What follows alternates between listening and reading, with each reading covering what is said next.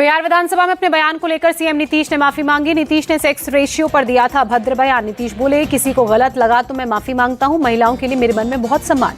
नीतीश ने जनसंख्या नियंत्रण पर दिए बयान पर महिला विधायकों ने आपत्ति जताई। कहने के तरीके पर झेप गई महिला विधायक। विपक्ष ने जताया कड़ा एतराज। बीजेपी विधायक निकी हेम्ब्रिन ने कहा, विषय को मर्यादित तरीके से रख सकते थे नीतीश, पर महिलाओं के प्रति उनकी नजर में कोई सम्मान नहीं। बीजेपी विधायक गायत्री देवी ने कहा, सभी महिलाएं मुख्यमंत्री के बयान की कड़ी निंदा करती हैं। सीएम ने मर्यादा पार कर अपशब्दों का इस्तेमाल किया, उन्हें देना चाहिए इस्तीफा। बीजेपी एमएलसी निवेदिता सिंह नीतीश कुमार के बयान को लेकर रो पड़ी। कहा, हर महिला शर्मसार है, आने वाले दिनों में जनता देगी जवाब। बिहार में आरक्षण बढ़ाने संबंधित प्रस्ताव को कैबिनेट से मंजूरी। 9 नवंबर को विधानसभा में पारित होगा विधेयक। डिप्टी सीएम तेजस्वी यादव ने दी जानकारी। बिहार असेंबली में कल पेश हुआ था जाति आधारित सर्वे। बिहार में आरक्षण का कुल दायरा 75% करने का प्रस्ताव। दिल्ली में घनी धुंध बनी लोगों के लिए मुसीबत। लोगों को सांस लेने में हो रही दिक्कत। ज्यादातर इलाकों में AQI 400 के पार।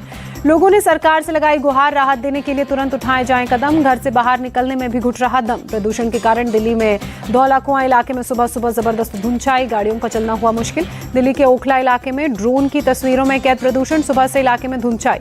दिल्ली के बारापुला फ्लाईओवर पर भी प्रदूषण की मार। सुबह सुबह छाई धुंध। दिल्ली के आनंद विहार में एयर क्वालिटी सबसे ज्यादा खराब। सुबह छाई धुंध में कुछ भी देखना हुआ मुश्किल। लगातार गंभीर श्रेणी में दिल्ली की air quality. Delhi Gurugram highway पर भी धुंध का दिखा असर।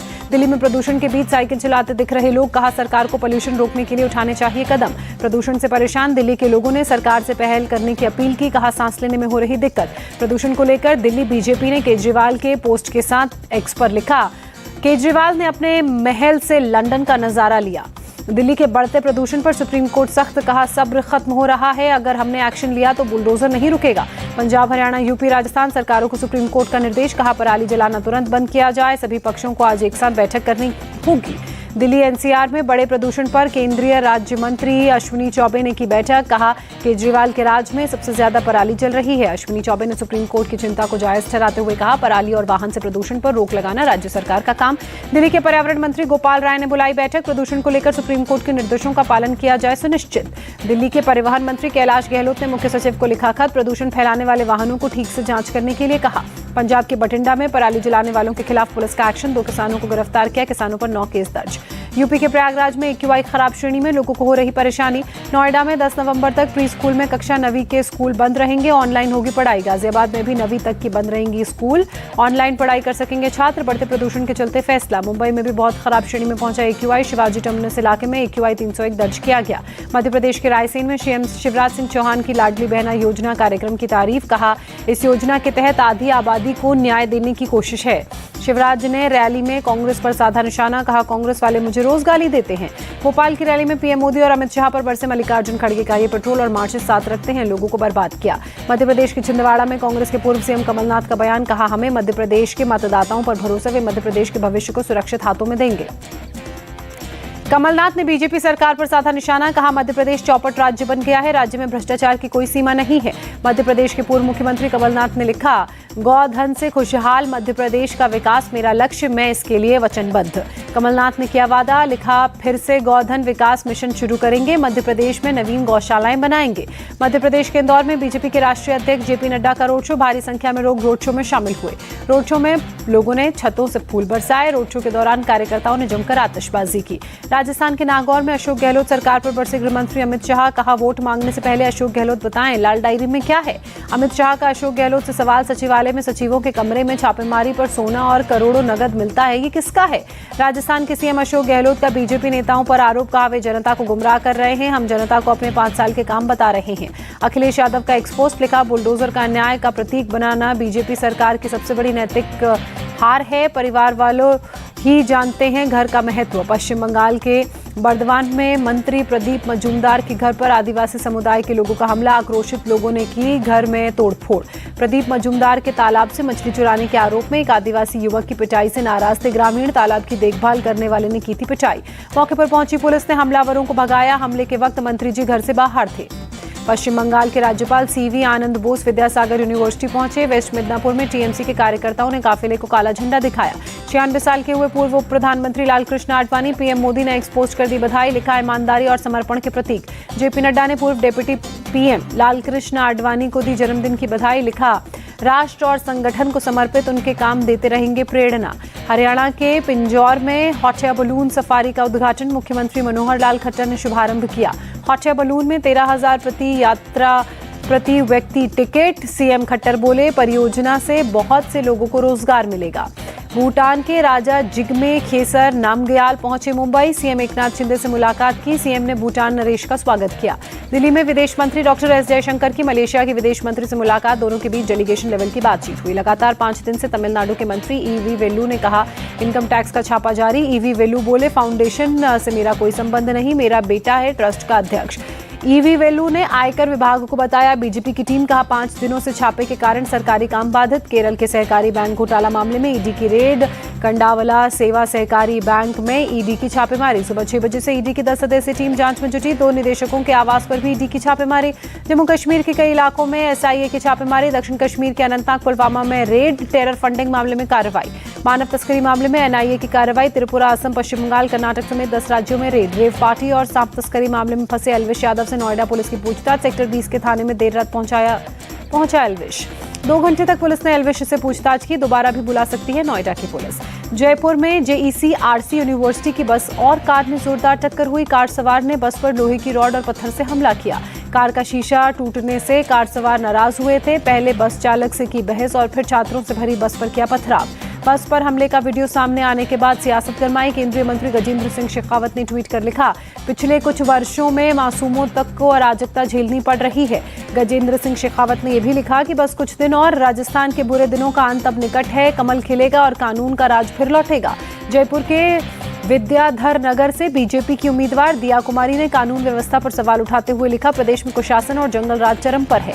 जम्मू कश्मीर के सांबा में जम्मू पठानकोट हाईवे के पास AK-47 की 4 मैगजीन बरामद की गई। पुलिस मामले की जांच में जुटी। हाईवे किनारे तालाब में मैगजीन मिली। पुलिस के मुताबिक 4 से 5 साल पुरानी हो सकती है मैगजीन। महाराष्ट्र के ठाणे में एक रुई के गोदाम में भीषण आग लगी। 2 लोगों की जलने से मौत हुई। भिवंडी इलाके में गोदाम में आग लगी थी। फायर ब्रिगेड की टीम ने आग पर काबू पाया। आग के कारणों की अभी जांच जारी। अरुणाचल प्रदेश के वेस्ट केमांग में लैंडस्लाइड। गुवाहाटी टेंगा रोड बंद। जेसीबी की मदद से सड़क से मलबा हटाने का काम जारी। सड़क बंद होने की वजह से कई गाड़ियां फंसी। उत्तर प्रदेश के मुरादाबाद में एक पुलिस का जवान गिरफ्तार। 10,000 रुपए घूस लेते पकड़ाया। उत्तर प्रदेश के गाजियाबाद में पेट्रोल पंप कर्मचारी से 10 लाख रुपए की लूट। पुलिस ने लूट की गुत्थी सुलझाने के लिए 8 टीमों का गठन किया। इंदिरापुरम में बैंक में पैसा जमा कराने जा रहा था कर्मचारी। पीछे से आई बाइक सवार बदमाशों ने घटना को दिया अंजाम। रुपयों से भरा बैग छीनकर भागे। उत्तर प्रदेश के मथुरा में करीब 4 लाख के पटाखे जब्त। पुलिस ने 2 लोगों को गिरफ्तार किया। वैध तरीके से पटाखों का किया गया था भंडारण। मथुरा में पुलिस और बदमाशों के बीच एनकाउंटर। पुलिस ने 11 बदमाशों को गिरफ्तार किया। किसी बड़ी घटना की योजना बना रहे थे अपराधी। पुलिस की घेराबंदी देख बदमाशों ने पुलिस टीम पर की फायरिंग।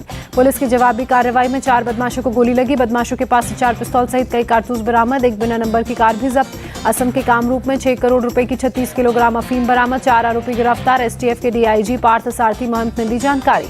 साउथ बंगाल में बांग्लादेश सीमा पर बीएसएफ की पहल। मधुमक्खी पालन के लिए योजना की शुरुआत। मिशन शहद को बढ़ावा देगी योजना। सीमा से सटे गांव में विकास बढ़ाने के लिए पायलट प्रोजेक्ट के तौर पर योजना की शुरुआत। तमिलनाडु के कोयम्बटूर में रिहायशी इलाकों में जंगली हाथी घुसा। लोगों में दहशत का माहौल। वन विभाग की टीम लगातार हाथी पर नजर रखे हुए। राम मंदिर के लिए 1 जनवरी से 15 जनवरी तक देश भर में जनसंपर्क अभियान। अक्षत और श्री राम लला का चित्र लेकर घर घर जाएंगे आरएसएस के स्वयंसेवक। अयोध्या में दीपोत्सव की जोरदार तैयारी। रंग बिरंगी रोशनी से पूरा शहर जगमगाया। राम की पैड़ी पर लाइट एंड लेजर शो का आयोजन। शो के दौरान रंगीन रोशनियों को देखते ही लोग खुश। इजराइल हमास जंग का 33वां दिन आज। गाजा पट्टी पर इजरायली जेट्स लगातार कर रही हैं बमबारी। गाजा हेल्थ मिनिस्ट्री के मुताबिक गाजा में अब तक 10,300 लोगों की मौत। मरने वालों में 2/3 से ज्यादा बच्चे और महिलाएं। इजरायली सेना का दावा। इजरायली डिफेंस फोर्स ने हमास कमांडर असेफा को मार गिराया। गाजा में हमास हेडक्वार्टर की घेराबंदी। हमास के खिलाफ इजराइल की मिसाइल और रॉकेट हमला जारी। रात भर गाजा के आसमान में दिखती रही आग की लपटें। इजरायली सेना का गाजा पट्टी में बड़ा एक्शन। शहर के अंदर हमास की सुरंगों को तबाह करना शुरू किया। इजरायली सेना ने जारी किया सुरंगों पर हमले का वीडियो। इमारतों के नीचे सुरंगें बनी हुई नजर आईं। गाजा पट्टी की तरफ दक्षिण इजराइल की तरफ से बढ़ने शुरू हुए टैंक्स। बॉर्डर पर सेना का जमावड़ा भी बढ़ा। इजरायली सेना की बख्तरबंद गाड़ियां भी गाजा बॉर्डर की तरफ बढ़ती हुई नजर आईं। इजरायली डिफेंस फोर्स ने 2 तरफ से गाजा को घेरा। गाजा पट्टी के दीर अल बाला पर इजरायली एयर स्ट्राइक। एक इमारत को तबाह किया गया। इजरायली हमले में इमारत में मौजूद कई बच्चे और महिलाएं घायल। फिलहाल किसी के मारे जाने की खबर नहीं। इजरायली जेट्स ने गाजा के 2 शरणार्थी शिविरों को निशाना बनाया।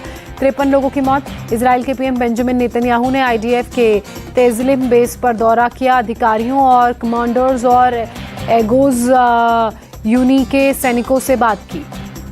सैनिकों से बोले पीएम बेंजामिन नेतन्याहू, हमारे रुकने का कोई इरादा नहीं। हम आप पर पूरा भरोसा करते हैं। अंत तक ये युद्ध जारी रहेगा। इजरायली पीएम ने अशदोद कंट्रोल सेंटर का दौरा किया। शहर के अलग अलग सुरक्षा प्रमुखों से बात की। कहा, हमें धैर्य की जरूरत है। अमेरिकी उपराष्ट्रपति कमला हैरिस ने इजराइल के राष्ट्रपति इसहाक हर्जोग से बात की। इजराइल गाजा और वेस्ट बैंक के ताज़ा हालातों की जानकारी ली।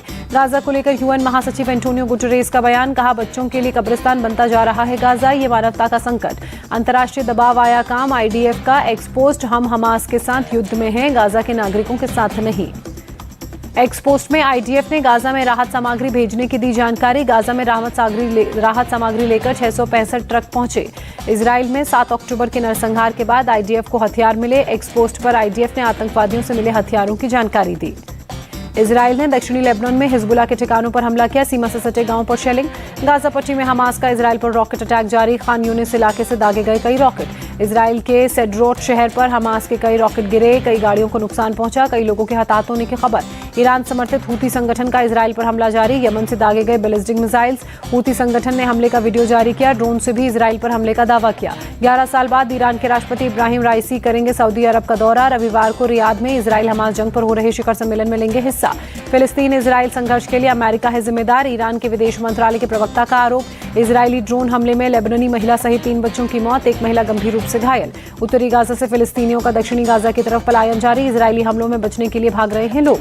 गाड़ी नहीं मिलने की स्थिति में पैदल या गधे गाड़ियों से भी लोग पलायन को मजबूर। जरूरी सामान पीठ पर लेकर पलायन करते नजर आए लोग। स्पेन में सरकार विरोधी प्रदर्शन लगातार दूसरे दिन जारी। मैड्रिड में पुलिस और प्रदर्शनकारियों के बीच झड़प। सरकार और कैटलन अलगाववादियों के बीच समझौते के खिलाफ प्रदर्शन। लोगों ने जमकर की आगजनी। दक्षिण मैक्सिको में भारी बारिश और बाढ़ का कहर। नदियों का पानी तटबंध तोड़कर रिहायशी इलाकों में घुसा। सड़कों पर पानी भरने से आवाजाही मुश्किल हुई। कई जगहों पर लैंडस्लाइड। किसी के हताहत होने की खबर नहीं। बांग्लादेश के कप्तान शाकिब अल हसन वर्ल्ड कप से बाहर हुए। बाएं हाथ की उंगली में चोट लगी।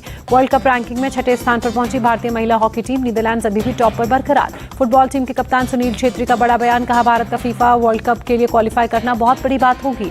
जर्मनी के दिग्गज फुटबॉलर ओलिवर कान भारत पहुंचे। एआईएफएफ अध्यक्ष कल्याण चौबे से मुलाकात की। फील्ड मार्शल सैम मानेकशॉ के बायोपिक सैम बहादुर का ट्रेलर रिलीज। मानेकशॉ के किरदार में दमदार अंदाज में नजर आए विकी कौशल। सैम बहादुर 1 दिसंबर को बड़े पर्दे पर होगी रिलीज। फातिमा सना शेख और सानिया मल्होत्रा भी फिल्म में अहम भूमिका में आएंगे नजर। सलमान खान की फिल्म टाइगर 3 दिल्ली के थिएटर्स में 24 घंटे दिखाई जाएगी। 12 नवंबर को रिलीज होगी फिल्म।